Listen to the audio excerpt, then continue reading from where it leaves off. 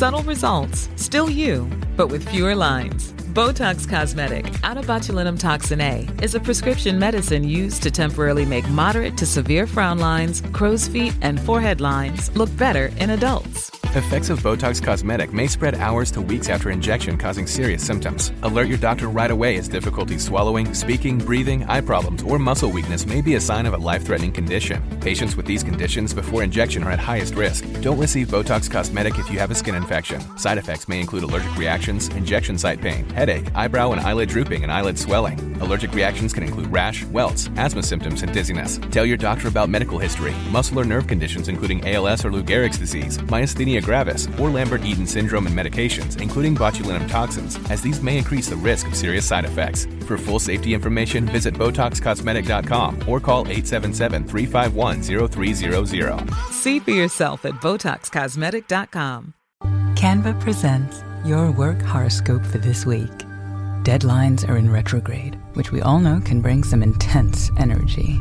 Our advice: fend off this forecast with Canva. Like Canva whiteboards to counter creative blocks, and Canva docs for clarity in communications. If you have any sales deals coming through, results will be in your favor with Canva presentations, manifesting many wins for you. It's a great week to love your work at canva.com. Shopping is hard, right? But there's a better way. Stitch Fix online personal styling makes it easy. I just give my stylist my size, style, and budget preferences. I order boxes when I want and how I want. No subscription required. And she sends just for me pieces, plus outfit recommendations and styling tips. I keep what I love and send back the rest. It's so easy. Personal styling for everyone. Get started today at stitchfix.com/Spotify. That's stitchfix.com/Spotify.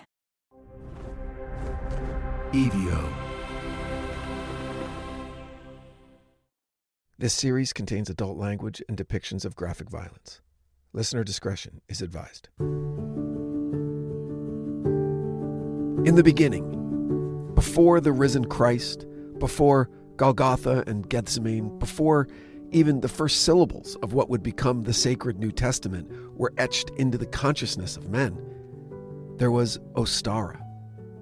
She walked, it is said, through forests carpeted in snowdrops and crocuses, her bare feet warming the thawing earth with every step.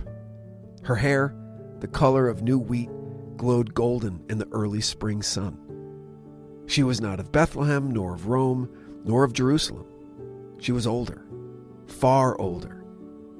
And her people were the Germanic tribes who painted their faces with ochre and planted with reverence in soil made holy not by scripture, but by natural rhythm. Easter, as we call it now, was not born in cathedrals, but in groves. The story begins not with a resurrection, but with the return of the sun. To understand Easter truly and deeply, we have to journey back beyond the Christian era into a time when the world was ruled by the wheel of the year, when mankind lived not by doctrine, but by seasons. It is in the ancient rites of spring that the seeds of Easter were first sown. Welcome back to The Devil Within. You're listening to a brief history of Easter. In the ancient Near East, long before the Roman legions ever marched or the apostles first preached, there were these fertility cults, vibrant, ecstatic traditions dedicated to the turning of the year and the miracle of rebirth. Among the most famous of these was the cult of Ishtar, the Babylonian goddess of love, war, and fertility. Her myth spoke of death and return, of descent into the underworld and resurrection into life. A pattern that echoed nature's own cycle of winter and spring. In the myth, Ishtar journeys into the land of the dead in search of her lover Tammuz, who has died. Her absence causes the earth to wither. Crops fail, animals cease to breed. But when she returns, triumphant and renewed, life blooms once more. Bells ring, flowers bloom, the people rejoice. It's a tale not unfamiliar to those who now attend sunrise services on Easter morning. From Ishtar to Eostre, E-O-S-T-R-E, name might seem a little familiar. This is where the trail winds, into the Germanic forests where the Anglo-Saxons worshipped the goddess of dawn and fertility. Bede the Venerable, an English monk writing in the 8th century, tells us that April, the month of April, was known as Eastermonth, named for the goddess Eastre, and that the Christian celebration of the resurrection coincided with her ancient rites. There's no hard record of Eastre beyond Bede's words, but the shape of her persists, seen in symbols, in customs, in memory. The hare, for instance, was her sacred animal, a symbol of fertility and the moon. The egg, round and eternal, carried the promise of life yet to come. These emblems, still found today in the colorful chaos of Easter baskets, whisper of older devotions. But more on that later. Among the Celts, spring was celebrated with Beltane, a fire festival that would come slightly later in the season, but the sentiment was the same. Joy at survival, at the end of winter's cruel reign. There were dances around maypoles, courtships in meadows, and songs sung to the budding trees. And in all these ancient celebrations, there was a shared belief, regardless of land, language, or pantheon. A belief that life could be reborn, that what dies can live again. This belief made the transition into Christianity not seamless, but possible. When missionaries traveled north from Rome and east from Byzantium, they found among the pagans a people already attuned to the cycles of nature, already reverent of spring's great mystery. They found communities accustomed to gathering in springtime to honor the return of warmth and light, the renewal of life. It was a matter of sacred strategy then to align the resurrection of Christ with these pre-existing observances. Easter was not imposed. It was planted, grafted, if you will, upon older roots. The name remained, Eastre, Easter, Ostara, depending on the tongue. The customs endured, transformed, and baptized anew. The egg became the tomb, the hare a harmless creature of folklore, the sunrise a moment of divine promise. Even the timing of Easter echoes its pagan heritage. The Council of Nicaea in 325 CE established that Easter would be celebrated on the first Sunday after the first full moon following the vernal equinox. That's an astronomical reckoning that would have made sense to Druids and priests of Isis alike. What we celebrate in the churches and on the hills at dawn in white robes and new dresses is not merely a Christian story, it's a human story. It's a story older than the creeds, older even than the cross. A story told in the green push of leaves through soil, in the rising of rivers swollen with snowmelt, in the cries of lambs and calves born under an April sky. And what about the people? The villagers of Gaul who cracked painted eggs in springtime, the Norse who lit fires to banish winter's dark, and the Slavs who wove sun wheels from straw, all still alive in the customs that we often take for granted. When a child today hunts for eggs in a dewy morning backyard, they're participating in a rite thousands of years old. When a baker prepares hot loaves of bread, they echo the marked loaves once offered to fertility goddesses. Christianity, wise and enduring, didn't erase these traditions. It sanctified them. It gave them new meanings, and in doing so, ensured their survival. For the church understood, as all great religions must, that spiritual truth often comes clothed in local dress, and that a festival without roots will never blossom. And so Easter lives, resurrected each year not only in the telling of the Gospels, but in the baking of bread, the gifting of eggs, and the blooming of lilies. It lives in the sunlight on stone churches and in the shadows of older altars beneath trees. It lives in hymns and in folk songs, in hallelujahs and in laughter. From Ishtar to Eastre to Easter, it's a continuum, a sacred echo, if you will, passed from mother to daughter, from priest to pilgrim, from the earth to the sky. And as the sun rises on Easter morning, it doesn't merely rise on a tomb now empty. It rises on a world reborn, as it always has, and always will.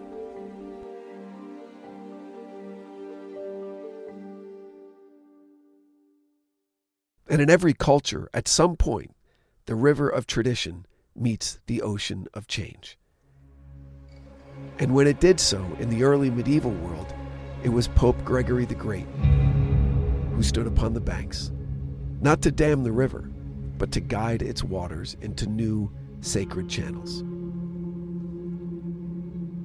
The year was 601 CE. The world was shifting. The Roman Empire, that mighty colossus which once spanned continents, had long since collapsed in the West.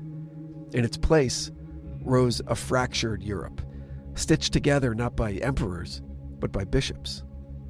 Kingdoms grew like wildflowers from the soil of fallen provinces. Britons, Saxons, Franks, and among them, old gods still whispered in woods and at hearths. The names had changed. Ostara in the north, Flora in the south, Cybele in the east, but their power lingered, woven into the land like roots under the moss. It was into this world that Gregory sent his missionaries, and he didn't send them blind. For Gregory was a man of vision, born in the waning light of the old empire, trained in law and governance, yet called to the cloth with a ferocity that echoed Paul's own conversion. When he became pope in 590 CE, he inherited not just a church, but a fractured world. Plague ravaged cities, barbarians roamed highways, famine lingered like a ghost. But Gregory saw opportunity where others saw ruin. He believed in the slow conquest of hearts. The church at the time could have chosen to stamp out every trace of paganism with fire and sword, as some zealous converts would later attempt to do. But Gregory chose a different path. Not destruction, but absorption. Not confrontation, but transformation. In a now famous letter to Abbot Mellitus, sent as part of the Gregorian mission to the Anglo-Saxons in England, Pope Gregory laid out his revolutionary strategy. It was a missive not of war, but of adaptation. The temples of the idols, he wrote, need not be destroyed. Instead, they were to be cleansed and consecrated. Pagan festivals were not to be eradicated, but just reinterpreted.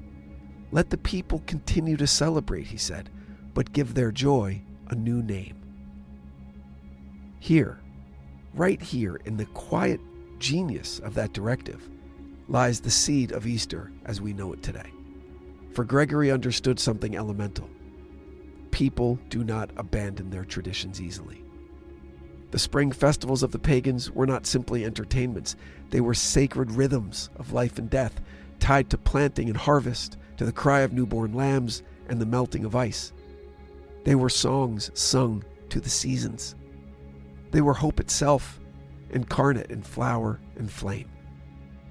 And so when his missionaries encountered the Germanic tribes who honored the dawn goddess Eostre, who told tales of eggs as symbols of life and of hares that danced under the moon, they did not command silence. Instead, they listened.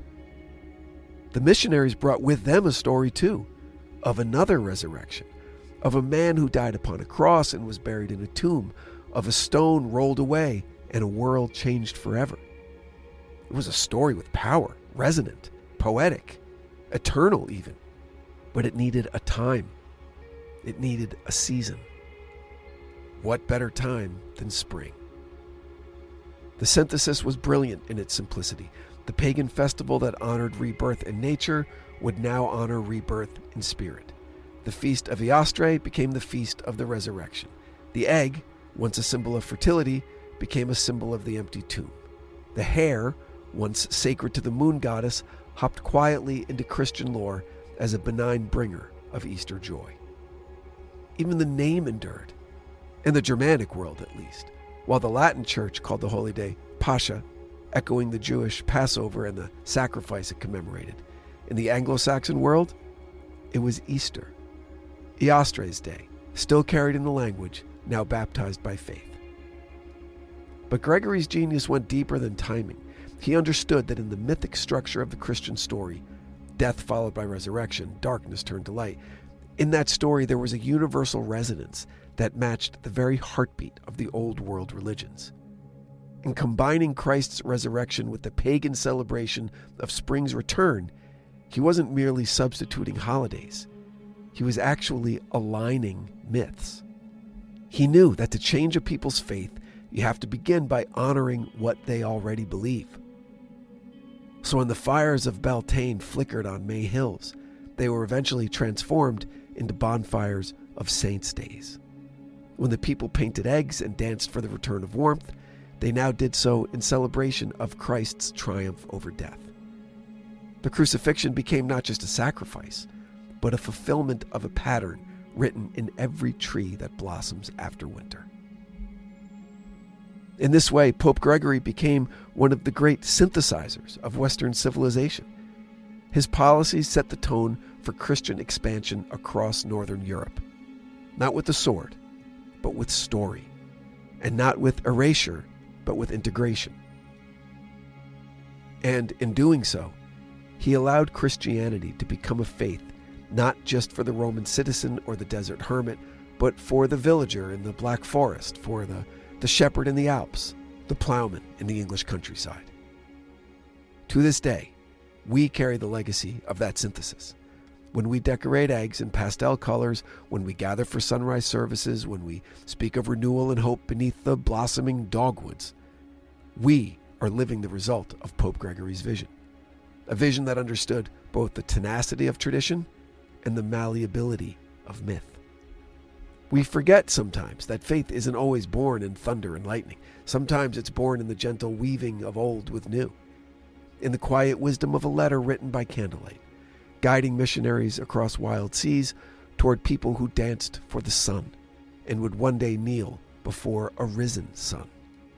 And in that weaving, Gregory found a unity that endures, not in the destruction of old gods, but in their quiet baptism, not in silencing the spring, but simply in teaching it to sing a new song.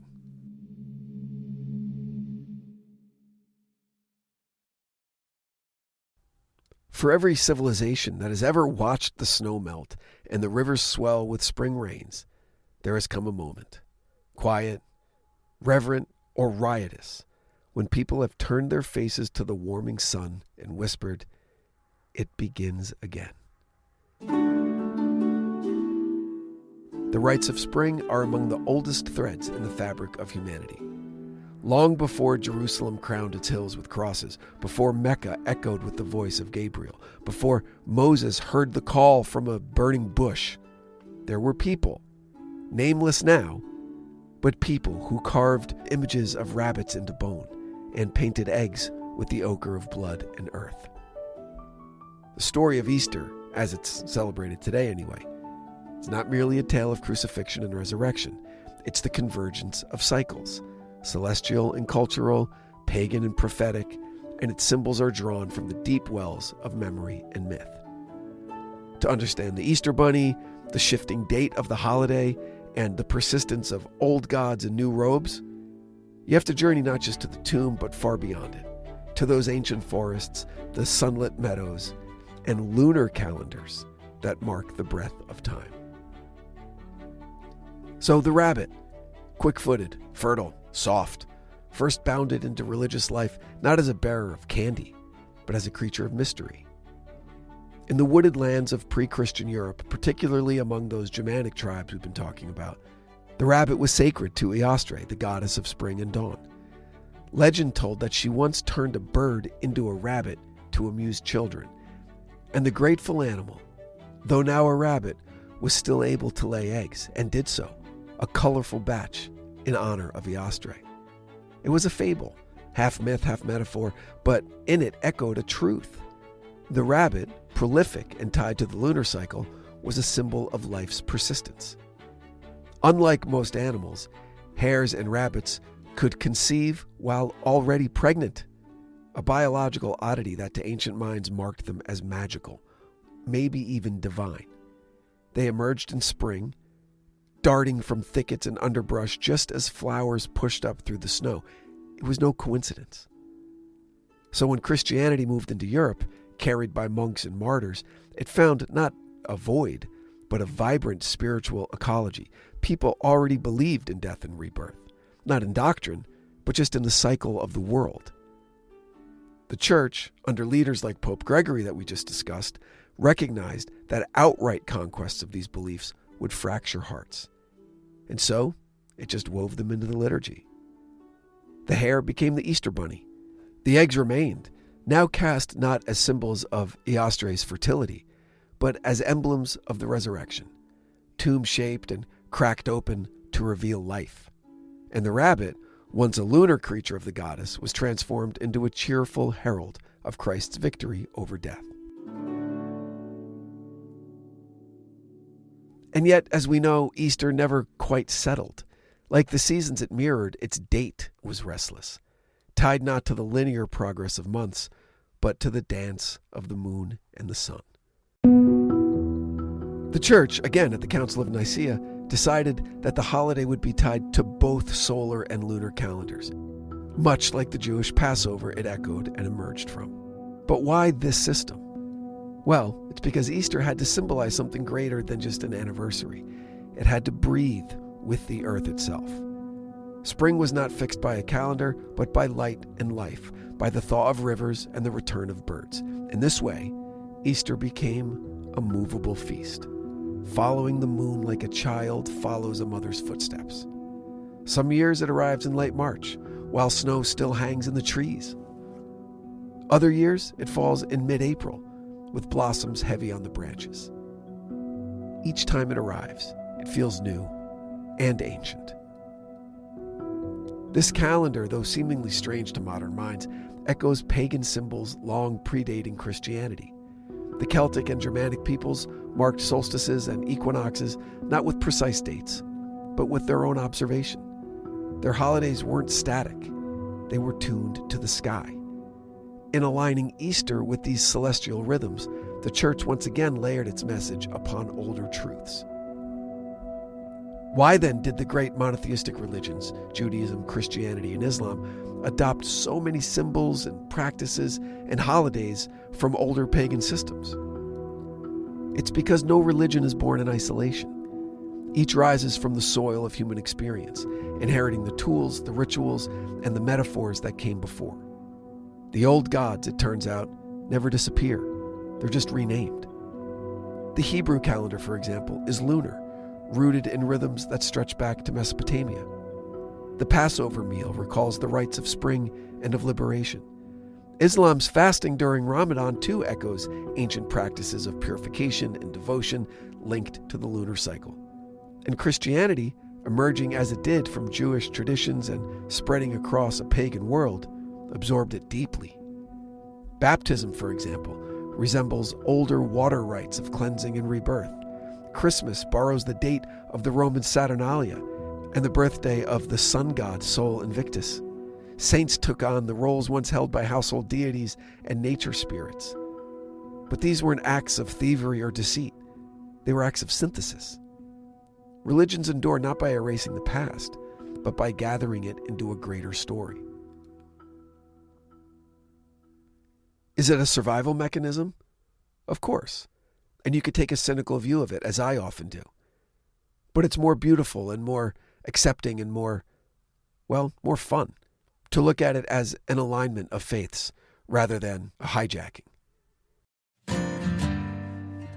And so when the Easter Bunny hopped across manicured lawns last week, bearing chocolates and colored eggs, he carries more than holiday cheer. He carries the memory of Eostre's wild forests, of moonlit rites and springtime prayers.